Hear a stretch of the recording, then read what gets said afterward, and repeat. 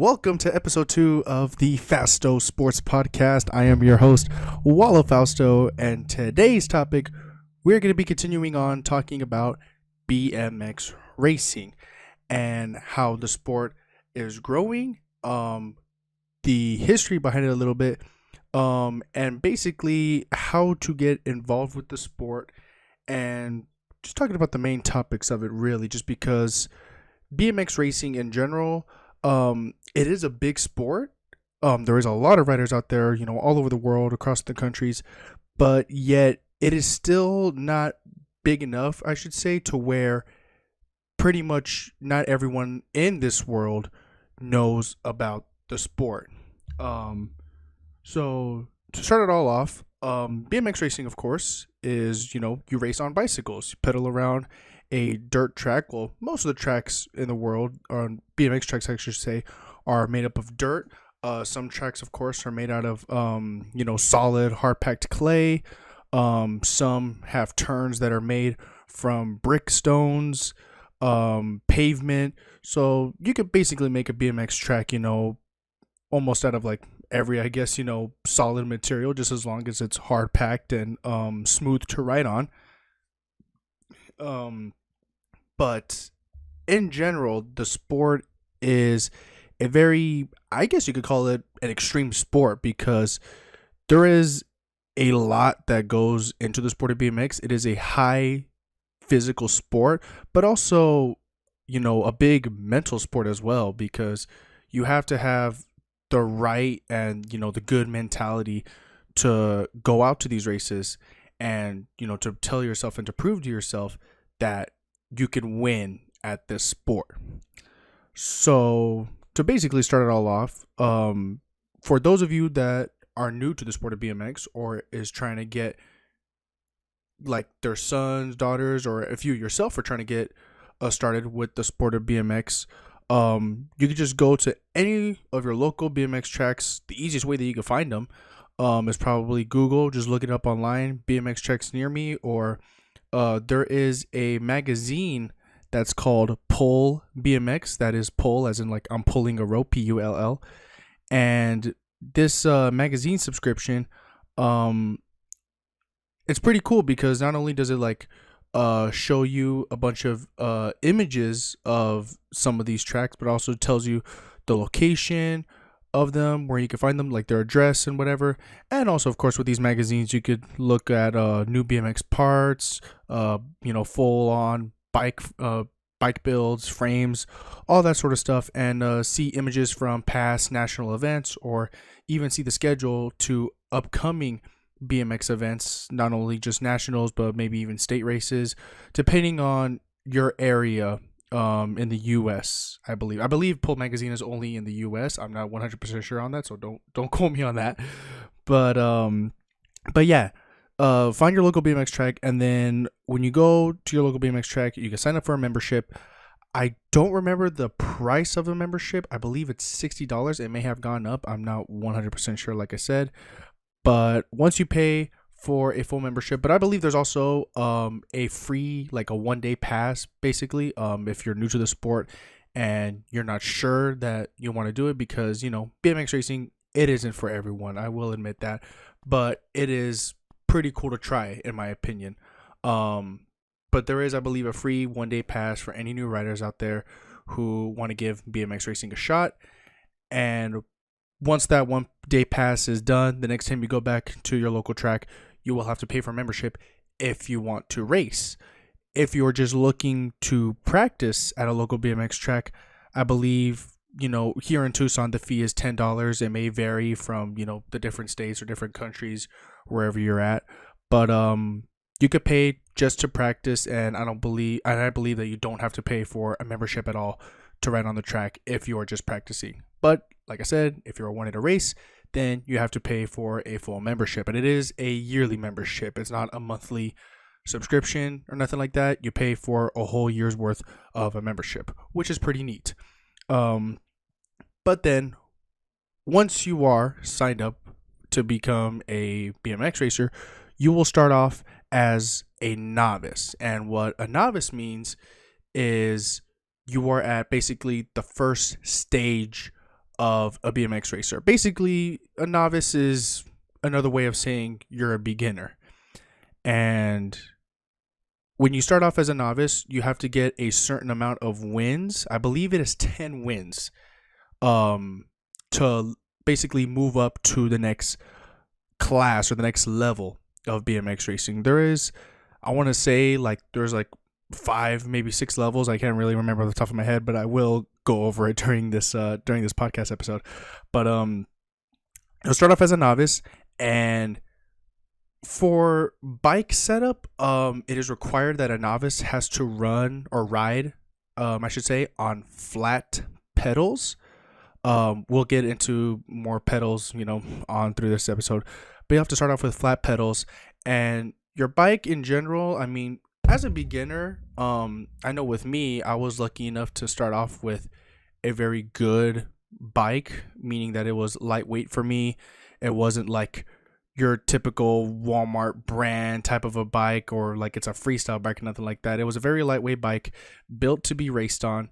And if you do your research on the sport of BMX racing, you'll see that a lot of the bikes that the riders race on, beginner riders, or even, going up to the pros, they race on very expensive, very high priced, and very lightweight bikes.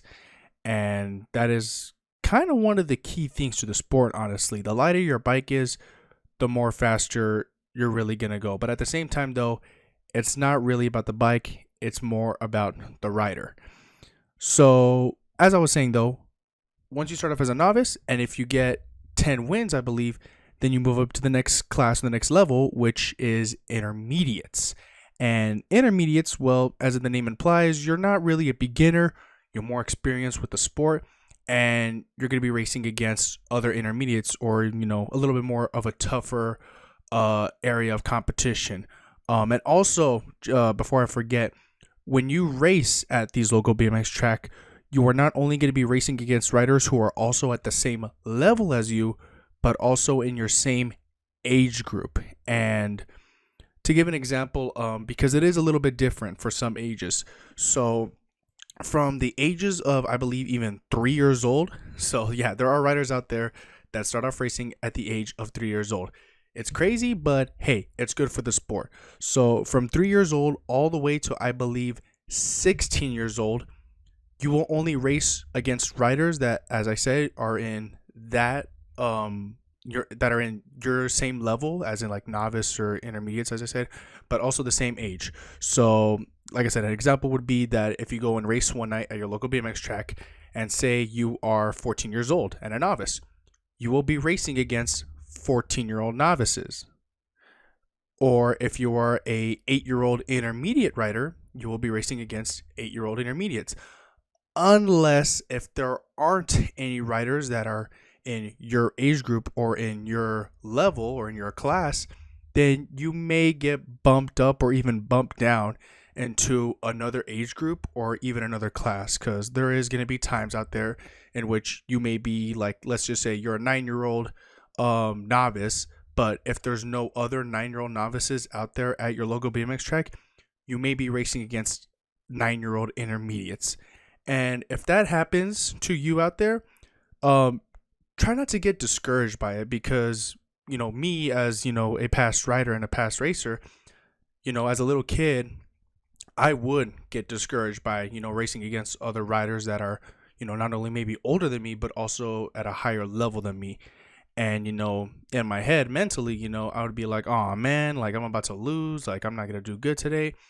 But at the same time, I would just don't take it as such a big loss, but I would just take it as just like a practice day, like I am going to be learning, from these other riders, even if I'm, trying to, if I'm falling behind them, or if I'm trying to like chase them, through across the track, over the jumps or whatever, then you could learn and see what they're doing. And maybe you could try to, apply that to yourself as a rider and work on your skills. So don't really take it as much of a loss, as it is like you are learning and improving yourself as a rider, not only physically, but also mentally. But anyways, so yeah, moving on from that. So then once you are an intermediate, in the middle, I forgot how many wins it takes to move up to the next level. I believe it might be 25 wins. Don't quote me on that, but I believe it is 25 wins. Once you get 25 wins as an intermediate, then you will move up to the next level or the next class, which is experts. And now, experts, pretty much you're at like the top of your game almost. Um, but that doesn't mean that experts is, an easy class nonetheless. Um, Once you are an expert, then you are able to switch your pedals out from flat pedals to what are known as clip pedals. And with clip pedals, I don't know if you maybe have seen them, but you'll most likely see them like on road bikers, where the shoe looks very different than your ordinary, shoe, and underneath that shoe is basically a cleat, and with that you can clip on to your pedals, and you'll basically be stuck onto your bike, and you have your feet stuck on to your pedal, so that it's not easy for your foot to just slip out, and you end up making a mistake or causing you to crash. But I also believe that even as um an intermediate, you can get on clips, but I'm not 100% sure. I believe it's by age. Excuse me on that, but I believe it's by age. So I believe that from the years of 14 and older, I believe you can ride on clips, that you can race on clip pedals, because from the years 13 and lower, if you are a expert but you're the ages 13 and below, you cannot race on clip pedals just yet. That was a new rule that was implied. I think it was like a couple of years ago by USA BMX. So, yeah, I mean that's that's their rules, not mine. So, some racers or some people out there that are already into the sport, when they first heard that rule, they weren't really. Some were 50-50. Some were happy about it. Some were kind of not on the happy side of things, but it is what it is. That's how the sport is now. But anyways, back on track. So once you're an expert though, then you're basically at like the top level for the time being, because once you are an expert, given a few years past, I believe once you are 18 years old, then you are eligible or able, if you want to sign up to become a pro racer. Now, pro racing, that is the highest level. That is the highest level that you can get in this sport. And it is, it's a big deal. It's a big deal becoming a pro in this sport. And I was actually very, glad and happy enough that when I was, still in my racing career, I was able to ride along and to learn from a pro that lives here in Tucson, Arizona. His name is Corbin Sherraw, and he is actually a two-time BMX Olympian, and we'll get more on that. We'll talk more about that later, about the Olympics and stuff.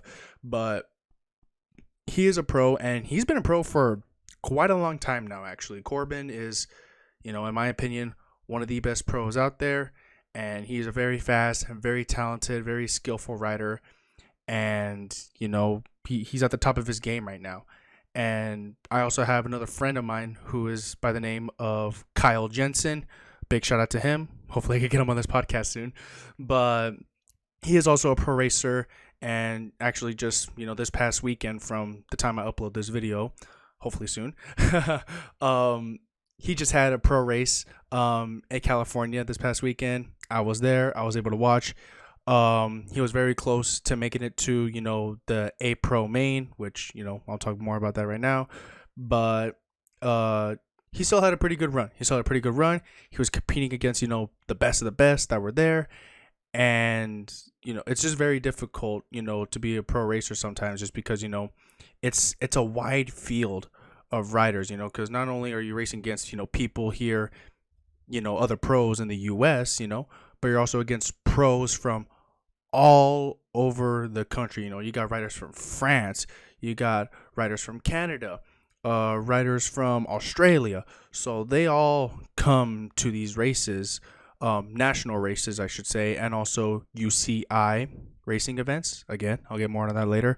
Um, and they compete and they race, on a track, and they basically, try to see who is the fastest and who is the best pro racer out there on the track. Um, and so after pros, actually, well, not only are there men pros, I should say, but there are also women pro racers. I should also point that out. I don't know why I haven't. My apologies, but you can also BMX racing is not just a boy sport. There are girls that also race BMX, and there is also girls that are pros. There is a class that is called Women Pro. We have one here in Tucson as well. Shout out to Delaney Vaughn from Tucson, Arizona. She is a pro racer from here, and she is very good, very fast, and she is not only I believe she is a U.S. Nationals champion. She won at the Tulsa, Oklahoma BMX Grands, which is one of the biggest races, of the year. So she is very, very fast, at the top of her game, at the highest level you can be for a BMX racer, for a woman pro. And so if you are out there, the BMX community, and you spot her out there at any of your tracks, be sure to say hi, get an autograph, take a picture, because she's very cool, very nice, and one of the best pro racers out there, women pro racers, I should say. But as I was saying though, after pros, then we have a class that is called vet pros. And now vet pros is short for veteran. So a veteran pro is a rider who is technically still a pro, but is more like, you're no longer, oh man, I don't know how to put it, because I don't want to disrespect any of the vet pro racers out there, but pretty much you're a little bit older, I should say. You're not necessarily like not necessarily slow or anything like that, but you're a veteran of the sport, and you just want to compete, against other veteran pros, just for fun, but also just to, to prove to yourself and to maybe show others that you can still, compete against others and be one of the fastest riders on the track. And an example for a vet pro rider, shout out to Nick Long. For those of you that follow me on my Instagram, so I'll be sure to check it out. I'll probably put it in the description below. Fausto Announcing on my Instagram, and I actually did an interview with vet pro Nick Long. Very cool dude, very nice guy. Was happy enough to get an interview with him, and he was also a 2-time BMX Olympian. And then he decided that maybe it was time to race in the vet pro category, because the pro category, the pro racers, the competition, it's getting stacked. It was getting tough, and and it's just something that it's one of those things where you love the sport so much that you just don't want to walk away from it. That's what these veteran pros are doing pretty much, is like they love the sport so much that they don't want to stop competing. They don't want to stop racing. And so they continue by becoming a vet pro and continue racing against other fast riders. And like I said, don't get me wrong, vet pros, they are still very fast. Believe me, they are smoking fast. Like, I cannot believe it, And honestly, there are even a few vet pros out there that I honestly believe they could still race against the pros and give them a run for their money. But of course, that is on them to decide. But that is pretty much all of the categories for BMX racing. And it may be a lot to take in, but believe me, we're just getting started with this. So hopefully you can kind of keep track with me and how I'm explaining things right now. But anyway, so that is all the categories. Pretty much explaining, like I said, how the different levels of the sport, how to get into it. So moving on, I guess, to like the next chapter, I guess you could say, or the next topic for BMX racing is that BMX racing is also a Olympic sport, which is a very big deal. So BMX racing was introduced to the Olympics in the year of 2008 at the Beijing Summer Olympics in Beijing, China. And, you know, pretty much was like one of the biggest, like biggest pop moments for the sport because, like I said, BMX racing was not, it wasn't necessarily not a popular sport, but like I said, like not a lot of people in this world really know what the sport is or has even heard of it. Because, if I were to go up to someone, in today's world or maybe even in the past, and I would ask them, hey, do you know what BMX racing is? Most people are going to reply with, oh, like, doing tricks, freestyle, and all that. And that's not what BMX racing is. I mean, you can do tricks on a BMX track. I mean, sure, there's, plenty of riders out there that do, cool tricks out on the track, but that's not what the sport is about. The sport is about racing, competitive racing, that is. And it became a Olympic sport, like I said, in 2008, and it was a very, very big deal for the sport.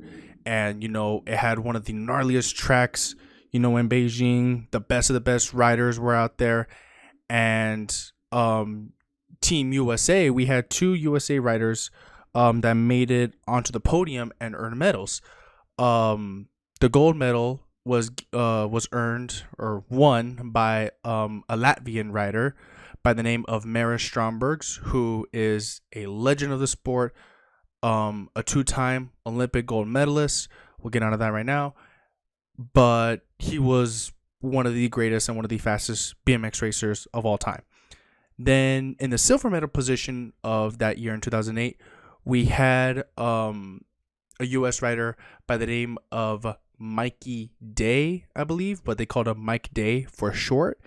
And he was a very fast pro rider, and he earned the silver medal in the 2008 Olympics. And then the bronze medal position, we had another United States rider by the name of Donnie Robinson. And I was actually thankful enough that I actually got to meet Donnie Robinson 1 year at a Phoenix BMX track. Very nice rider, very cool dude. So a big shout out to Donnie Robinson. And yeah, he had earned the bronze medal in 2008. So two U.S. riders made the podium, made the medal podiums in the 2008 Beijing Olympics, which was very cool and very good for riders here in the US, because they saw that and they were like, oh wow, that could be me one day, that could be me going to the Olympics and compete.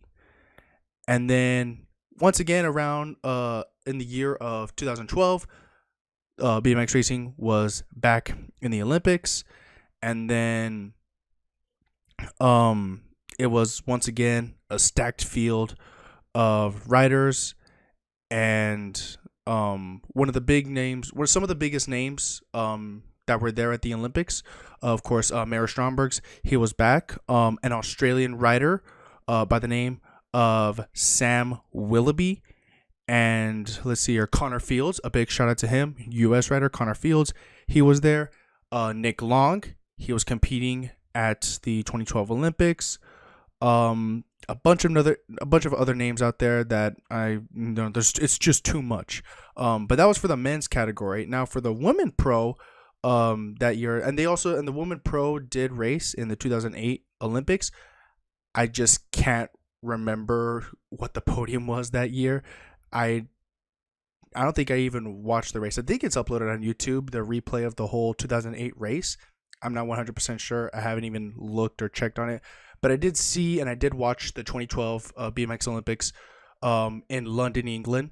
And I saw the women pro racing and some big names that were competing for the women pro. We had, of course, Elise Post, or is now Elise Willoughby. We had Caroline Buchanan. We had Shanae Reed. um, Brooklyn Crane. A lot of, again, stacked competition for not only, the men's side of things, but also the women pros as well.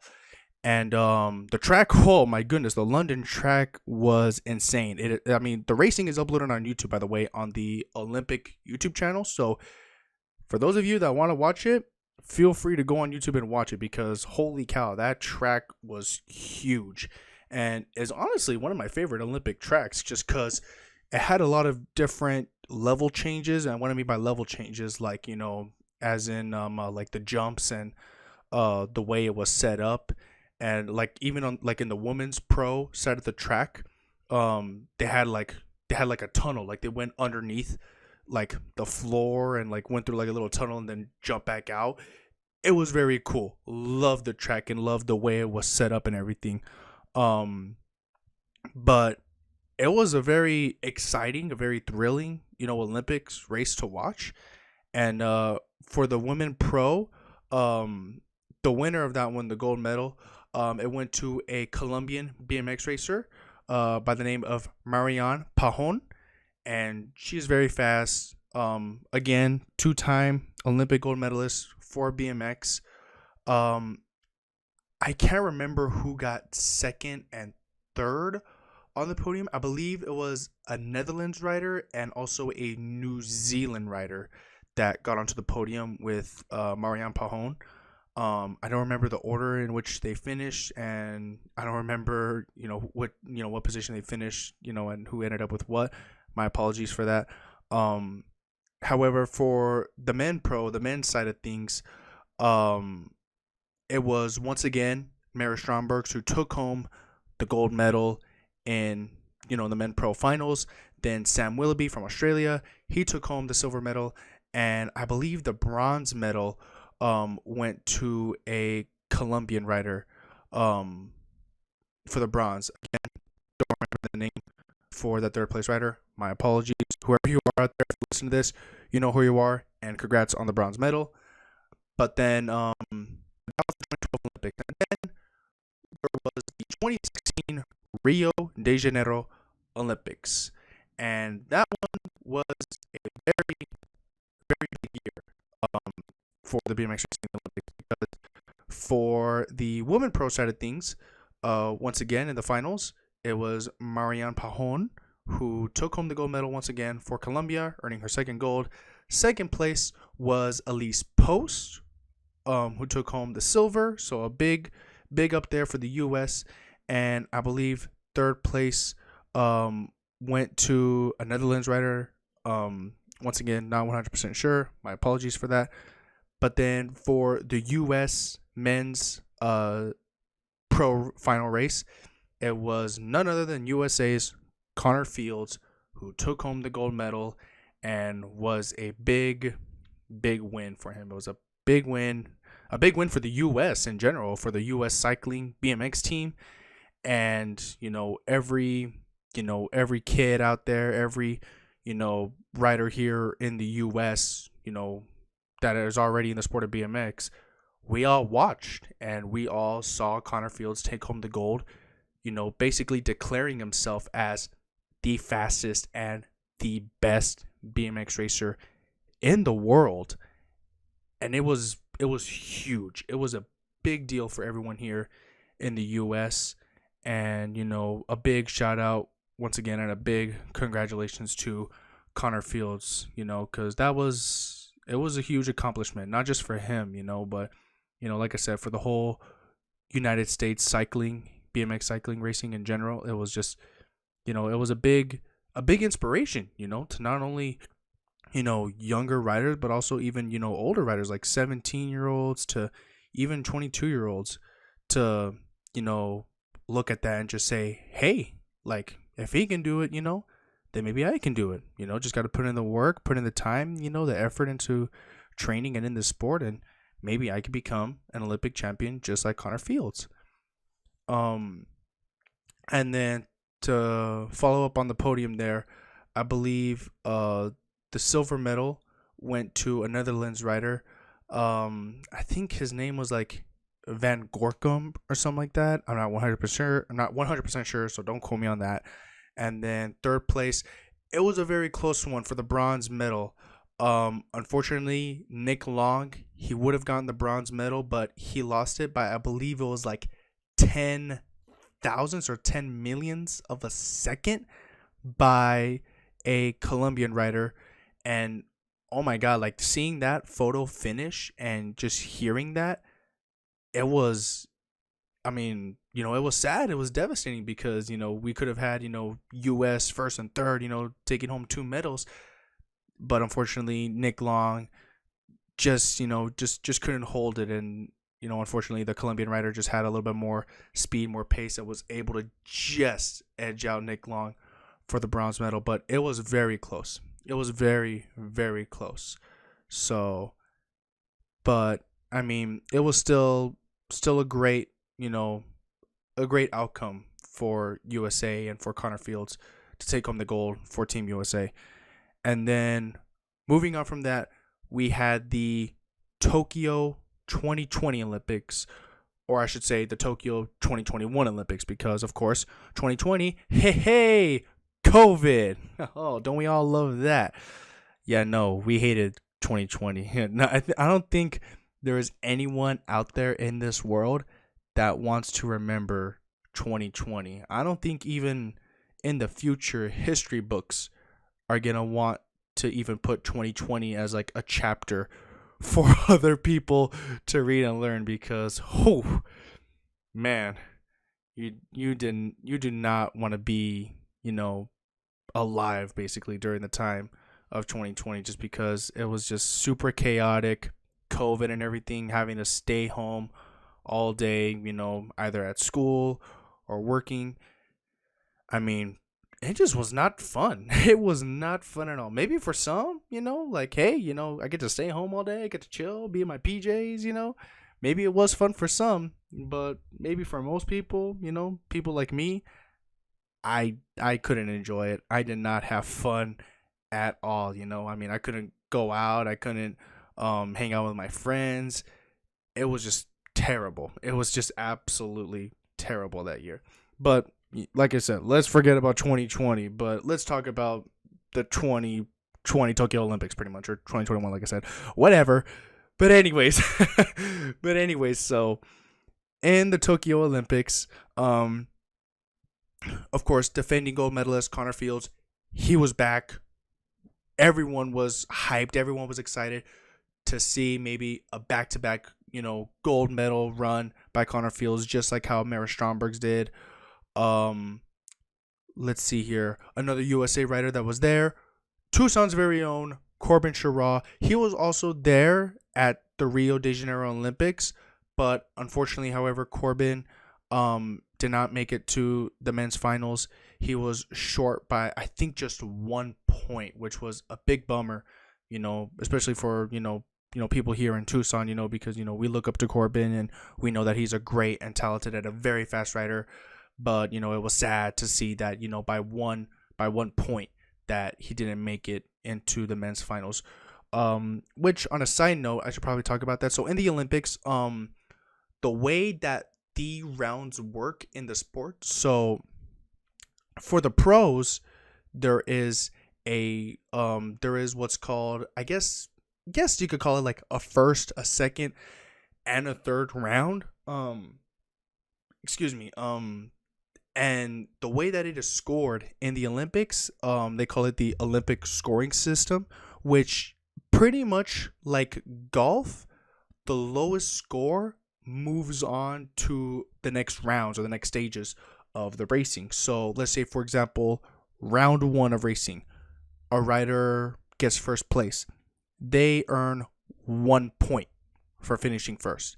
Second place gets 2 points. Third gets 3 points. So on and so forth. And there's only 8 riders that can fit into a gate. So let's just say there is a full gate of 8 riders. Then, of course, last place gets 8 points. So that's how the Olympic scoring system works until, of course, it is the final race or the main event, they say. Once it's the main event, then it's whoever comes across the line first gets the gold, second gets silver, third gets the bronze. That's just how it is. But that's in the Olympics. I should actually backtrack a little bit, and I should probably talk about how it works at local BMX tracks or slash national slash state races, because I completely forgot about that. So take notes on this, ladies and gentlemen, for those of you that are new out there. So let's say, for example, you go to a local BMX track, sign up to race, and you check your motos. That's what they call your specific race, a moto. And let's just say you are moto number 4, which means you are the 4th race of the night, and you are racing against 3 other riders. So there's 4 in total. In round 1, it's not, and in local races, state races, nationals, it is not Olympic scoring. The way you move on to the next round is by the way you finish, or the position you finish, which qualifies you to the next round. So like I said, for example, if you are racing against 3 other riders, which means there are 4 of you racing, in round 1, whoever finishes first will qualify straight to the main event. Then if you finish second, third, or fourth, you will have to race in the second round, and then they will take 2 riders straight to the main event. So unfortunately, if you finish last place in both rounds, then unfortunately you are out for the night, and basically your race night is over. So quick little tip, I guess, don't be last. I'm not trying to be mean or nothing like that, but that's basically the goal for most riders, when they first start racing, is of course, to not be last. I mean, it's the truth, it's the truth. And that's the point that comes across every BMX racer, not only just as a novice, an intermediate, or expert. You just don't want to be last, of course. Everyone in this world, we all hate being last. We all want to win. So, but that's at a local race night, like I said, though. So first round, if there's 4 of you, they're taking 1 rider. And then second round, there will be 3 riders left, because of course that first rider in round 1, he got the win, so he doesn't have to race no more until the main event. Then second round, there's gonna be 3 riders. They're gonna take the top 2, first and second. Whichever riders they are, the way they finish, they will move on to the main event. And last place rider, he's done for the night. He doesn't race no more. And then of course in the main event, it'll be down to those 3 riders that qualified. And then however they finished will get first, second, or third. But there is also something called a total points race. Now that, ladies and gentlemen, that is pretty much based off Olympic scoring as well.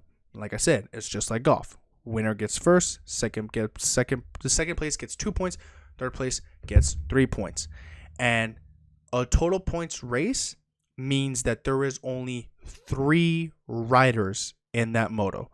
So what that means is everyone automatically moves on to the main event. No one gets eliminated. No one gets to go home early. No one goes out.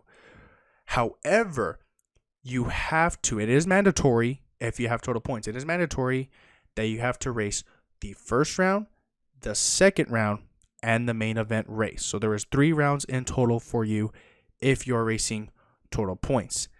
And like I said, it's by Olympic scoring as well. First place gets 1, second 2, third place gets 3. And after those 3 rounds, at the end of the main event, depending on how many points you have by, the position that you finish, we will tally up the points, basically just add them all up. And then whoever has the lowest points gets the overall win. And then so on and so forth. Second place, whoever has, second amount of points gets second overall. Third place gets third overall. So my tip for that, if you're in total points racing, of course, try to win every single race. But it's happened to everyone pretty much that's in BMX racing. It happened to me a lot, growing up and getting older and losing my breath and getting out of shape. But if you finish first place in total points in the first and second round, you are pretty much in a good position to win the overall, because if you get second in a main event, you will still have lower amount of points than everyone else by the way they finished in the previous 2 rounds. However, though, there have been plenty of times, where riders can get first place in the first round, first place in the second round, and then main event, they end up crashing or they choke or something. Something happens and they end up getting last, and then whoever was second place in the first and second round and then wins that race, then he gets the overall win. So, and it's happened to me. I will admit it. It's happened to me before. I've gone 1-1 in a total points race, and then main event race, I made a mistake. I ended up crashing, and then I didn't get the overall win. It's happened to me quite a few times, honestly.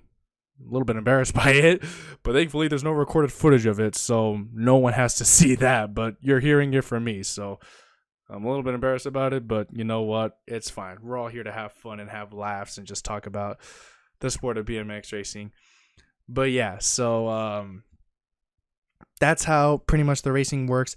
And honestly, if you do have any more questions about the sport in general, or like how the racing format works, how to get the right bike set up, or anything like that at all, feel free to leave a comment in this video or even message me on my Instagram. I would be more than happy to help answer some of your guys' questions. I know in my last video, my last episode on YouTube, I had the comments turned off. That's because I made a mistake when uploading the video. My apologies for that. But this video, hopefully I will have the comments turned on, so that way any of you guys out there, any of you viewers that have any questions about the sport, or is trying to get into it, or is new to the sport of BMX racing, if you have any questions or concerns, you can leave a comment below. I will try to answer them as soon as I can, and in the most knowledgeable and the most easiest way possible, so that way you can understand on how it works better. But of course, you can also ask anybody at your local BMX track who is experienced with the sport and knows how it works. You could of course ask them too, and hopefully they will give you a good answer that will help you understand the sport as well.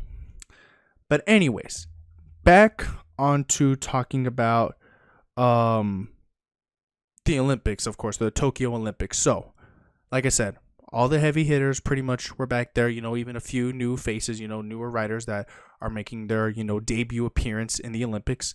For the women's side of the Olympics, a new gold medalist, was there. She is a rider from the United Kingdom. She goes by the name of Bethany Shriver, and she won the gold medal in Tokyo, and, it was a big win for the UK, for the United Kingdom. It was their first gold medal in the sport of BMX racing. So, big ups for the UK, big ups, for the people of London. But, so Bethany Shriver won the gold. Second place, I believe, was Marianne Pahon. She took home the silver that year. And then third place bronze medal position, I believe it was a New Zealand rider. I'm not 100% sure. I'll have to go back and double check on that. And then meanwhile, for the men's pro side of things, I believe the gold medal winner was, did I forget who won the gold that year? Oh, now I remember. It was, my apologies. It was a Netherlands rider by the name of Nick Kinman, and he displayed a amazing performance that year for the Tokyo Olympics. I mean, coming out of gate 8, which is the very, very far outside starting gate. And, some people, I'll admit, they like gate 8. They like being on the outside of the starting hill. And honestly, it's very good for riders who are on the outside starting gate, who are very fast. Like, for example, Nick Keenman, very fast rider. And he just came out of the gate shooting like a missile and was out in front and, won the race. He won the gold medal from gate 8. Now, for someone like me who did not like the outside, I would rather prefer the inside gate or maybe the middle. I just can't do the outside gates. I hated gate 8. I hate gate 8 with a passion. So for those of you out there that love gate 8, yeah, call me out all you want. I don't care. I hate gate 8. Just hate it. I hate it. I never want to be in gate 8 again. I swear. I got it every single state race national. I could just not run away from gate 8. It would always chase me, you know? But anyways, so Nick Kingman won the gold for the Netherlands, their first gold medal actually for their country in the sport of BMX. Silver medal went to the UK rider. I can't remember what his name was. I believe it was Kai White, or it was like Kyler White. I believe that was his name. He won the silver medal for the UK, and then bronze I believe went to a French rider. Not 100% sure on that. Good grief, I cannot say 100% today, but don't quote me on that though. Like I said, I can't remember who got the bronze. Should have taken notes on that, honestly. My mistake. But yeah, it was a big shocker, honestly. A big shock and a big a big surprise for, everyone watching the sport of BMX. And, for those of you that are actually wondering, listen to this podcast, like, well, what happened to Connor Fields? Because I did mention about him, saying that he is the returning and defending Olympic gold medalist. Well, unfortunately for Connor Fields, he ended up not making it. Well, actually, he did. He did qualify for the men's pro finals for the main event. However, unfortunately, he was not able to race in the men's main event because Connor Fields ended up having a very, very serious and pretty much a life-threatening crash just before the men's pro finals. He was racing in the semifinals, and in the semifinals, they have two races or 2 rounds for the semis.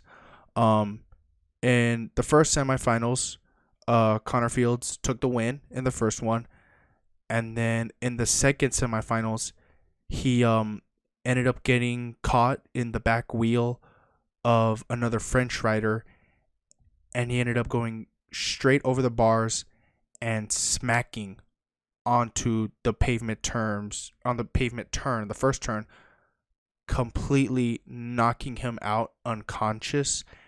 And it was a big scare for everyone that was watching, everyone that was there, like the medical staff and all that, all the other riders that were up on the starting hill and saw that crash.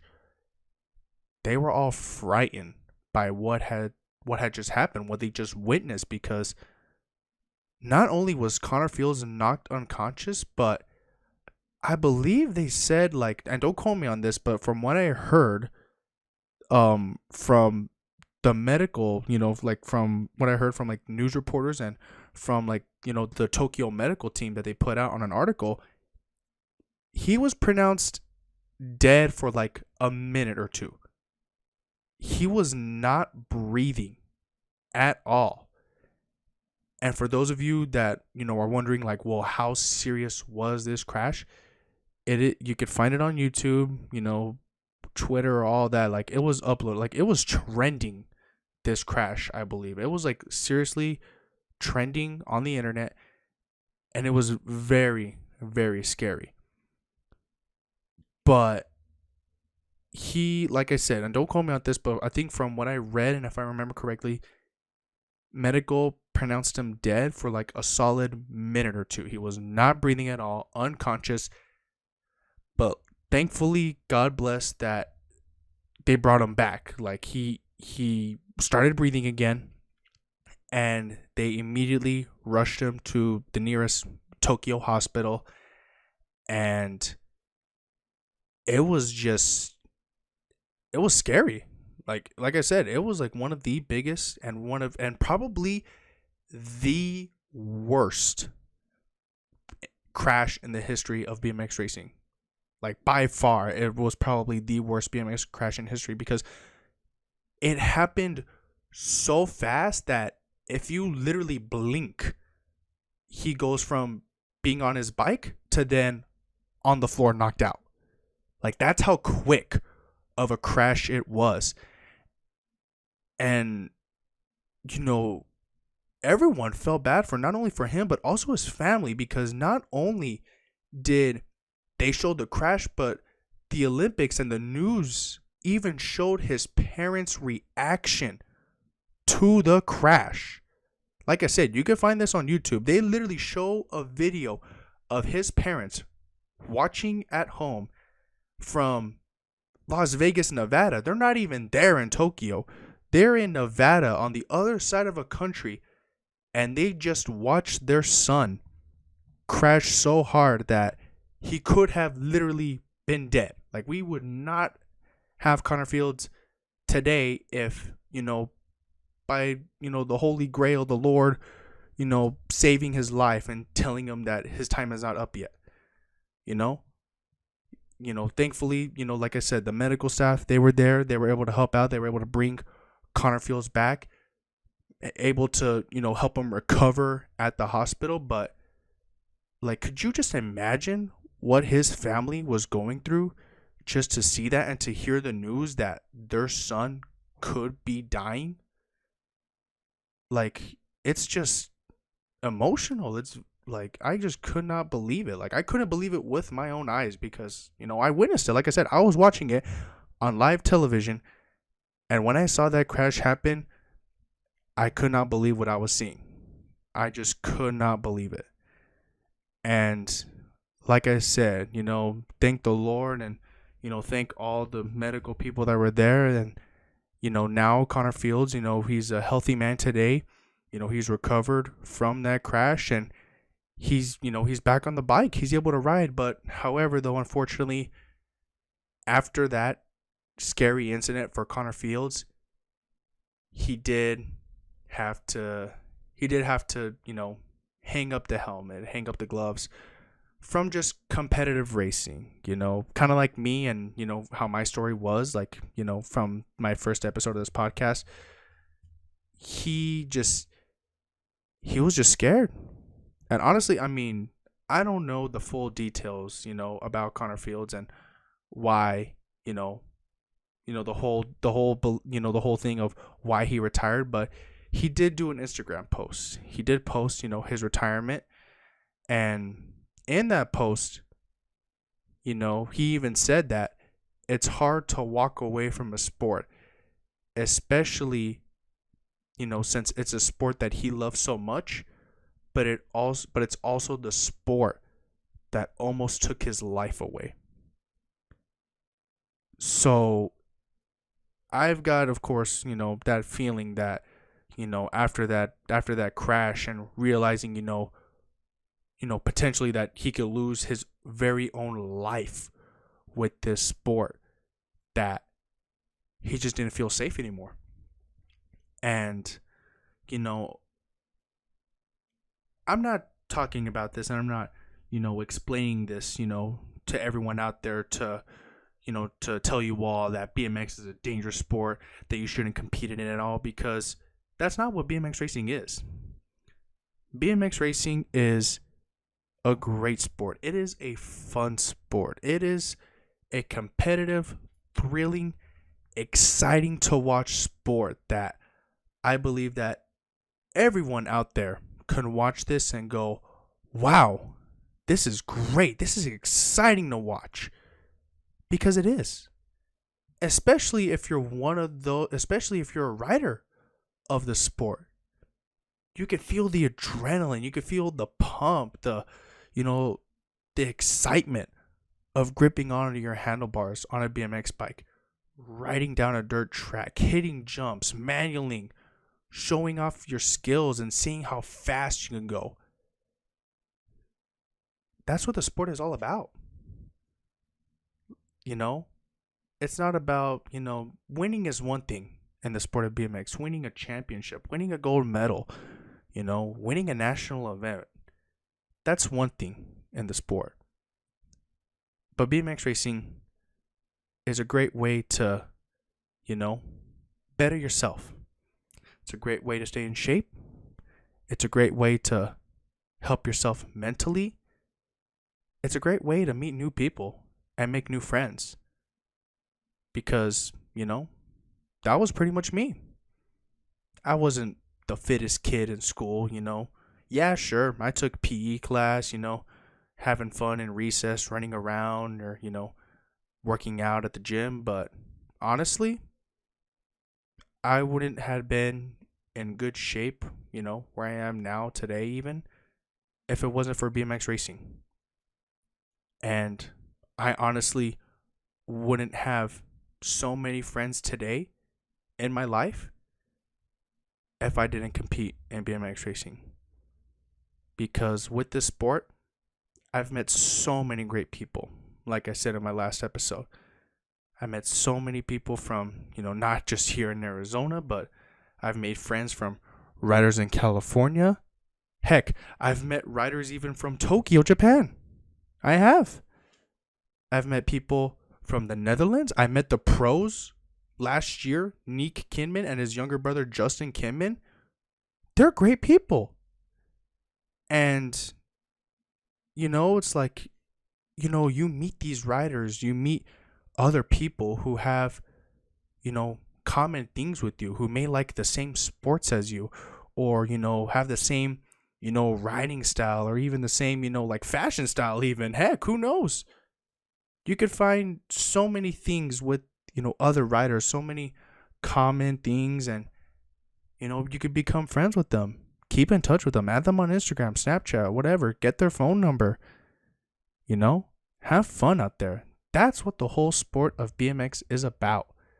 To have fun. And I know, like I said, BMX racing is a very competitive sport. Believe me, it is, There's going to be the happiness, the sadness, the frustration, pretty much all the emotions going into the sport. But in the end, having a good day in BMX racing, just going out to practice, maybe riding with your friends at the track and having fun, that is what the sport is all about.